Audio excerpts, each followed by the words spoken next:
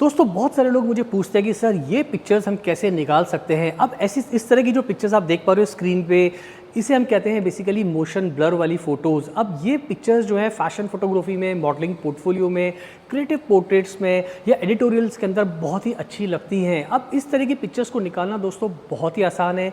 तो आज इस वीडियो के अंदर मैं पूरा डेमो के साथ आपको पूरा लाइटिंग टेक्निक, कैमरा सेटिंग सब बताने वाला हूं। तो इस वीडियो को आप एंड तक ज़रूर देखिए। लेकिन उसके पहले मैं आपसे सिर्फ यही कहना चाहूँगा, अगर अभी तक आपने मेरा चैनल सब्सक्राइब नहीं किया है तो प्लीज़ मेरे चैनल को सब्सक्राइब करिए, क्योंकि जब आप चैनल सब्सक्राइब करते हो तो दिल को लगता है बहुत अच्छा, और भी अच्छे अच्छे वीडियोज़ को बनाने की हमें प्रेरणा और उत्साह मिलता है।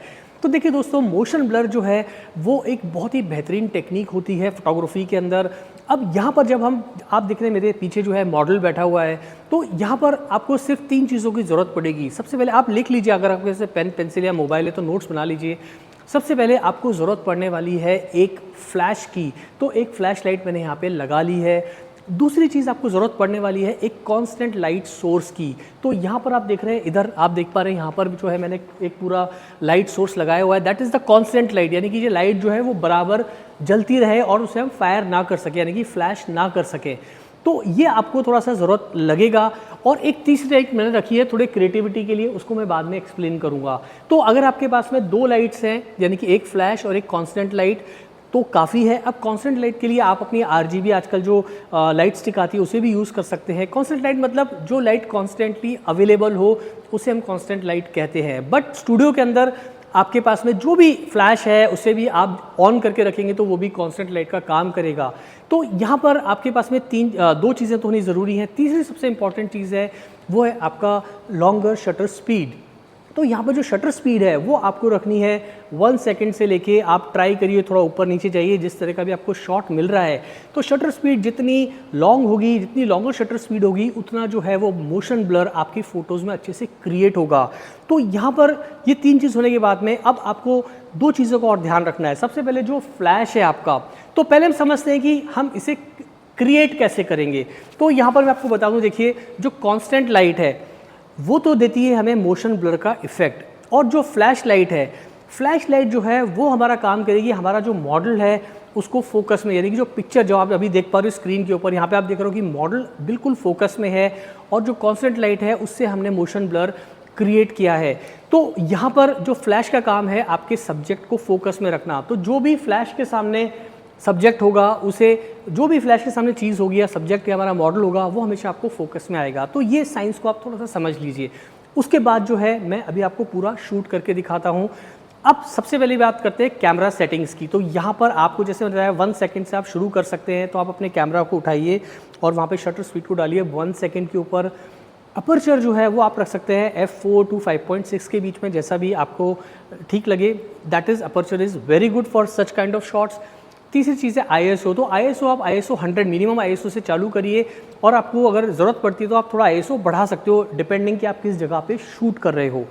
अब सबसे इंपॉर्टेंट बात दोस्तों जो आपको ध्यान रखनी है वो है कि जब भी हम इस तरह के शॉट्स लेते हैं तो यहाँ पर जितना आपका रूम डार्क होगा उतने अच्छे पिक्चर्स आप निकाल पाओगे। तो रूम हमेशा आपको पूरा या स्टूडियो आपको कम्प्लीटली डार्क रखना है। तो यहाँ पर आप देख पा रहे हो मैंने अपना पीछे ब्लैक बैकग्राउंड लगाया है, उसके अगेंस्ट ही मॉडल को रखा है, ताकि जब मैं इनके पोर्ट्रेट शूट करूँगा मोशन ब्लर वाले तो पीछे का बैकग्राउंड पूरा ब्लैक नज़र आएगा। और जितनी भी जो भी स्टूडियो के अंदर लाइट्स है, अभी जो भी लाइट ऑन है वो सारी लाइट को मैं कर दूंगा ऑफ। उससे ये होगा कि जब हम स्लो शटर स्पीड पे शूट करेंगे तो जो भी कांस्टेंट लाइट है, यानी कि जो कांस्टेंट लाइट वो मैंने लगा रखी है, वो कांस्टेंट लाइट हमारे सेंसर पे कैप्चर होगी, और जब हम फ्लैश को फायर करेंगे तो वहाँ पर क्या होगा कि हमारा सब्जेक्ट जो है वो पूरा कम्प्लीटली फोकस में आएगा। तो उम्मीद है यहाँ तक आपको पूरी बात समझ में आ गई होगी। तो आज जिस एक्टर के साथ मैं शूट कर रहा हूँ, देख पा रहे हो स्क्रीन पे, ये है आयुष्मान शुक्ला। इनका इंस्टाग्राम ID मैंने लगा दिया है डिस्क्रिप्शन में, वहाँ आप इन्हें फॉलो भी कर सकते हैं, और अगर आप इन्हें हायर करना चाह रहे हैं फ़ोटो शूट के लिए तो आप इन्हें कॉन्टैक्ट सीधा कर सकते हैं। तो आप देख पा रहे हैं कि जो मैं पिक्चर्स यहाँ पे ले रहा हूँ, अब आपको थोड़ा टाइम लगेगा यहाँ पर। तो आपको पिक्चर्स लेने हैं, मॉडल को थोड़ा बॉडी लैंग्वेज बताना है, किस तरह का रखना है, पोजिंग बतानी है। तो यहाँ पर जब आप फ़ोटोज़ लें, तो जैसा कि मैं फ़ोटोज़ ले रहा हूँ, तो इस वक्त फ़ोटो लेते वक्त मैं क्या कर रहा हूँ कि मेरा जो कैमरा है ये जो मैंने हाथ में पकड़ा हुआ है, मैं आपको बता दूँ मैं इस वक्त शूट कर रहा हूँ कैनन R6 पे और कैनन 85mm 1.2 लेंस के ऊपर। आप 24 टू 70 85 mm लेंस पे इस तरह के शॉट्स आसानी से ले पाएंगे, और फुल लेंथ लेना है तो वो भी आप ले सकते हैं। तो यहाँ पर जो समझने वाली बात ये है कि मोशन कैसे निकल के आएगा, मोशन ब्लर का इफेक्ट कैसे निकल के आएगा। तो यहाँ पर आपको अपने कैमरा को इस तरह से पकड़ना है और left to right, right to left जो है इस तरह से आपको झटके के साथ मूव नहीं करना है, बहुत स्मूथ तरीके से मूव करना है, राइट टू लेफ़्ट या लेफ़्ट टू राइट इस तरह से। या आप थोड़ा थोड़ा इस तरह से भी जो है रोटेट कर सकते हो, क्लॉकवाइज एंटी क्लॉकवाइज इस तरह से भी आप रोटेट कर सकते हो। जो आपका मूवमेंट है वो थोड़ा सा स्मूथ होना चाहिए ताकि जो मोशन ब्लर है वो उसका इफेक्ट निकल के आए। तो कई बार क्या होता है कि डबल इमेज भी आ जाती है, वो भी अच्छी लगती है।